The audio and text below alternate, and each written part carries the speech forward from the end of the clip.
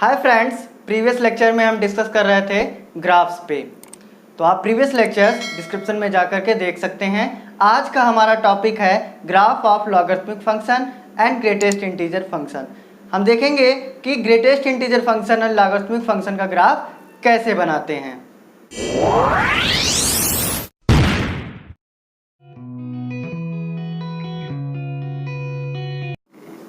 Graph of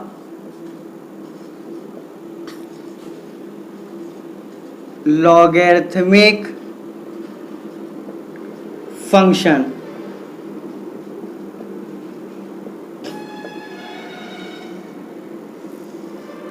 लिखते कैसे हैं कि y is equal to log x base a।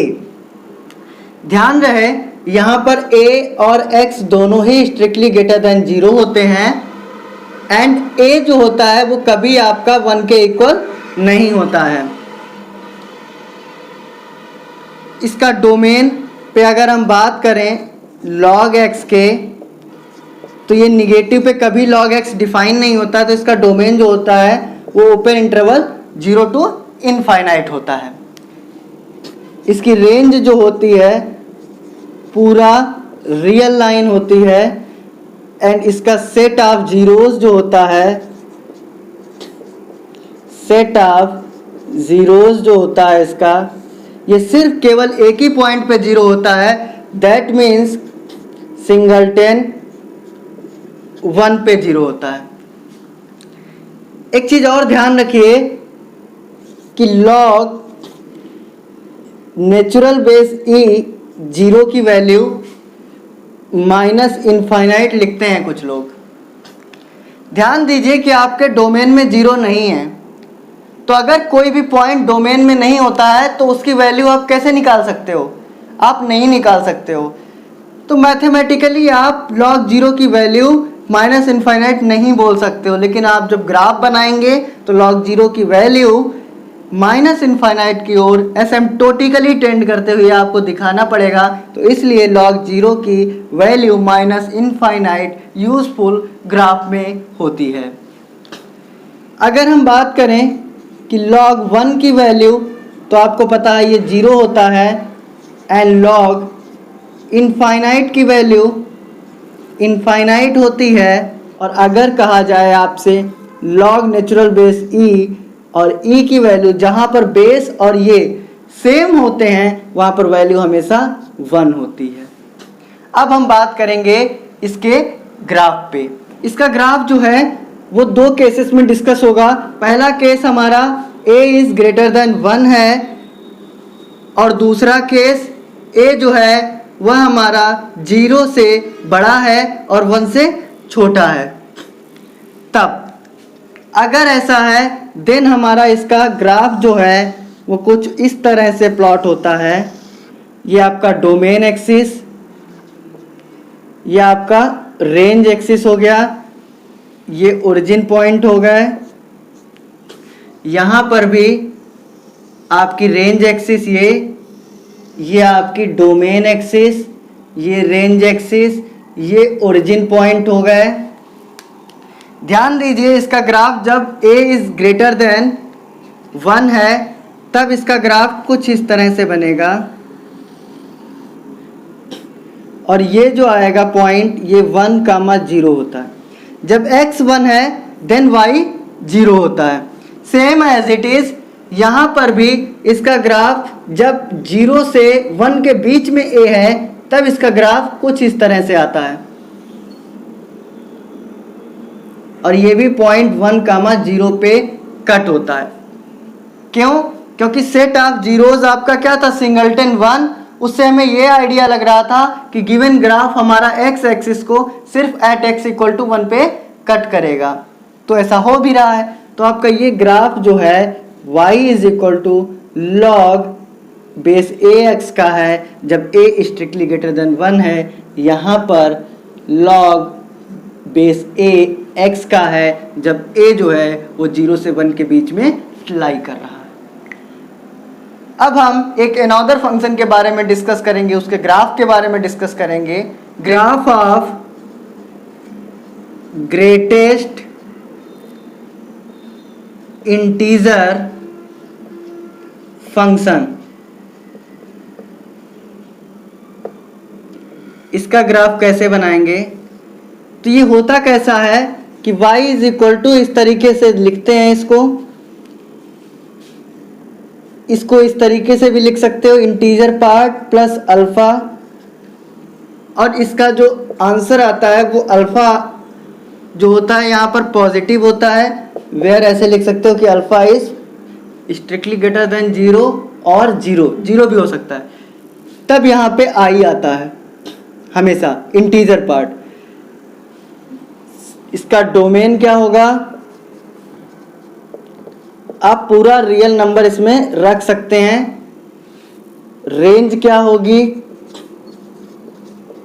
हमेशा इंटीजर्स ही आते हैं, तो इसका रेंज हो जाएगा सेट ऑफ इंटीजर्स।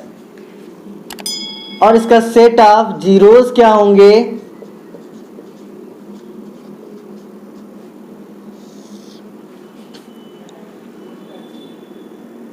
इसके जो सेट ऑफ जीरोस जो होते हैं वह जो होते हैं या तो 0 आए या 0 से लगा करके 1 तक कुछ भी आए, सिर्फ 1 ना आए। तो अगर 0 से लगा करके 1 तक, 1 को छोड़ करके ऐसा कुछ आता है तो इसकी वैल्यू हमेशा क्या होगी? 0 आएगी। जैसे एग्जांपल लेते हैं कि y इज इक्वल टू 1.2। इसको कैसे लिखेंगे? 1 प्लस 0.2 इंटीजर प्लस सम अल्फा। अल्फा जो होना चाहिए पॉजिटिव होना चाहिए, जो कि यहाँ पर है, तो इसकी value integer part that means 1 हो जाएगी। सेम एज इट इज इसको इस तरीके से लिखा जाए, माइनस 1.8 की वैल्यू अगर पूछा जाए ग्रेटेस्ट इंटीजर में क्या है, आप क्या लिखोगे? -2, और अल्फा को पॉजिटिव लिखना है तभी आपको ऐसे लिखना पड़ेगा कि -2 प्लस 0.2। सॉल्व करोगे यही आ जाएगा। इसका इंटीजर पार्ट क्या है? -2। इसको इस तरीके से इसलिए लिखा गया क्योंकि अल्फा आपको क्या चाहिए था? पॉजिटिव। तो इसका इंटीजर पार्ट क्या आ गया? -2। तो अब हम इसके ग्राफ की बात करेंगे। तो graph of greatest integer function की बात करें, सबसे पहले एक्सिस ड्रॉ करेंगे।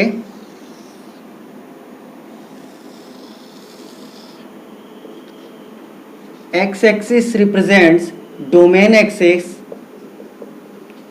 And Y axis represent range axis. ये आपका ओरिजिन पॉइंट हो गया। कुछ पॉइंट्स ले रहे हैं, सपोज 1 2 3 4 -1 -2 -3 -4 1 2 3 4 -1 -2 -3 -4। अब हम ग्राफ ड्रॉ करेंगे इसका। देखिए ग्रेटेस्ट इंटीजर फंक्शन में था क्या? फंक्शन की प्रॉपर्टी ये थी कि अगर x की वैल्यू 0 से 1 तक है, 1 नहीं है, तब हमारी y की वैल्यू 0 आती थी। तो 1 को छोड़ करके 0 से 1 तक की वैल्यू 1 को छोड़ करके तो हमारा y क्या आता था? 0।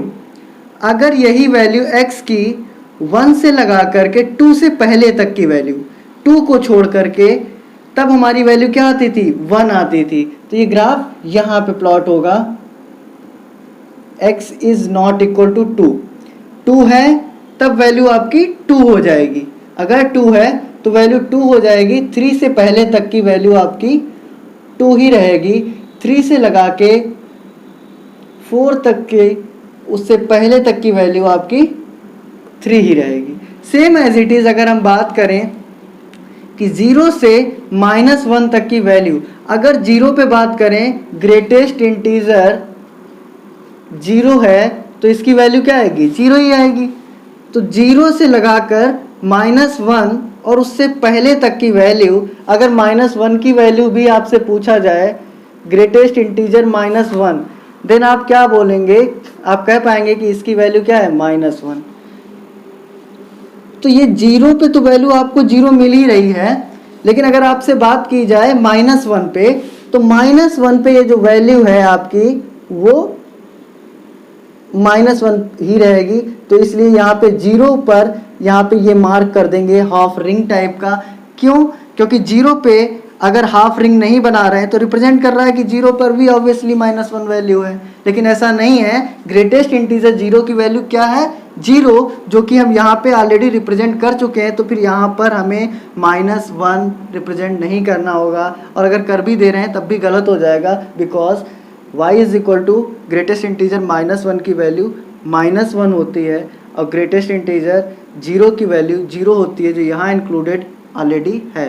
सेम एज इट इज़ अगर हम बात करें कि अगर x हमारा -1 से -2 के बीच में है, तो फिर हमारा हमेशा -2 आएगा, और अगर -1 है तब तो -1 ही आएगा। तो -1 से पहले की बात करेंगे हम। -1 इस डोमेन में हम नहीं ले रहे हैं। देखा जाए तो ये जो हमारा ग्राफ बना है वो किस चीज़ के लिए बना है? वो इस चीज़ के लिए बना है, -2 क्लोज इंटरवल है और यहाँ पर -1 ओपन इंटरवल है। दैट मीन्स ये जो स्ट्रिप बनी है वो इस डोमेन के लिए बनी है, एक्स एक्सिस के। क्यों? यहाँ पर -1 इंक्लूड नहीं है। सपोज अगर यहाँ पे -1 इंक्लूड हो जाता तो फिर मैं 1 स्टेप पीछे इस फ्लोर पे पहुँच जाता। सेम एज इट इज़ यहाँ पर बात करते हैं, ये ग्राफ मेरा कुछ इस तरीके से आएगा। देखने से ही लग रहा है कि एक फ्लोर टाइप का बन रहा है। दैट मीन्स ये ग्रेटेस्ट इंटीजर फंक्शन एक फ्लोर फंक्शन भी कहलाता है, तो इसे हम एक फ्लोर फंक्शन भी कहते हैं। तो हमने यहाँ पे सीख लिया कि ग्रेटेस्ट इंटीजर फंक्शन का ग्राफ कैसे बनाते हैं और लॉगरिथमिक फंक्शन का ग्राफ कैसे बनाते हैं।